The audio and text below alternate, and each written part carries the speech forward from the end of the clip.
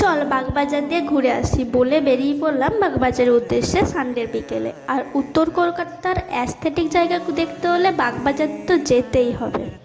গঙ্গার ঘাটে বসে সূর্য অস্ত যাওয়ার সাথে সাথে এই ছেলেপুলেদের গান না শুনলে হয়।